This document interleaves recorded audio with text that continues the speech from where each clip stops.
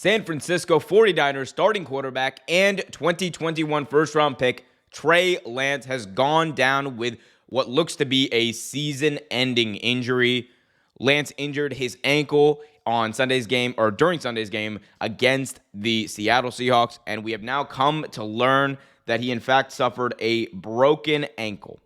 So that's not great. He suffered a broken ankle, and he's out for the season, which means that the San Francisco 49ers are now going to turn back to Jimmy G. Now, we understand that there has been this carousel almost at quarterback. I mean, not a carousel, but there's been a controversy for sure, especially in the offseason. The big question was, what is the future of Jimmy Garapollo on this team? Is he going to be traded? Are the Browns going to get him? Are the Panthers going to get him? Is there another team that's in contention to potentially pick up Jimmy G?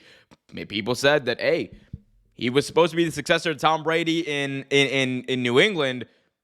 Tom Brady retires. They're like, Tampa Bay wouldn't look too bad with Jimmy G at quarterback. Well, we've come to learn that he, in fact, stayed there. The market wasn't as deep as we once thought it was for Jimmy G. And he's staying in San Francisco. He restructured his contract so that he is an unrestricted free agent at the end of this year.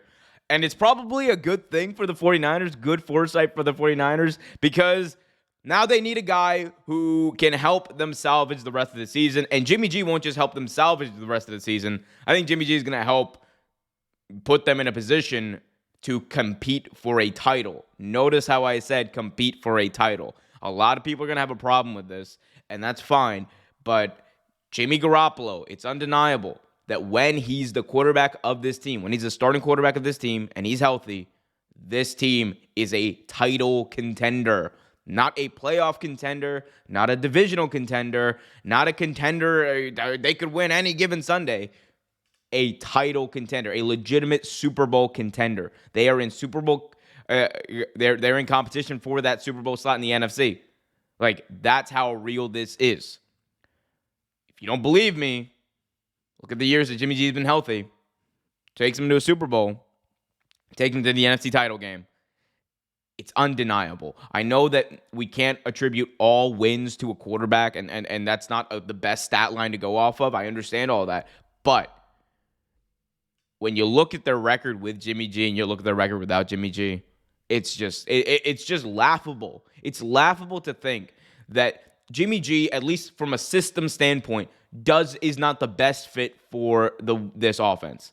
From a system standpoint, he is the best fit for this offense right now. That does not mean that Trey Lance will not be the best option in 1, 2, 3 years. No, because Trey Lance has all the God-given ability in the world. This dude can throw the hell out of a football. He's fast as all hell.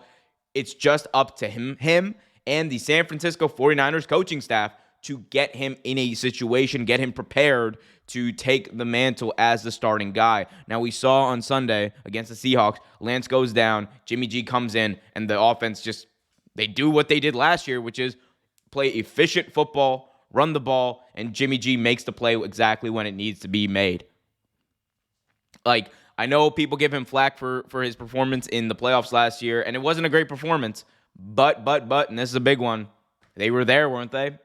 And the defense carried them. Let's not get it twisted. The defense and Deebo Samuel carried that team.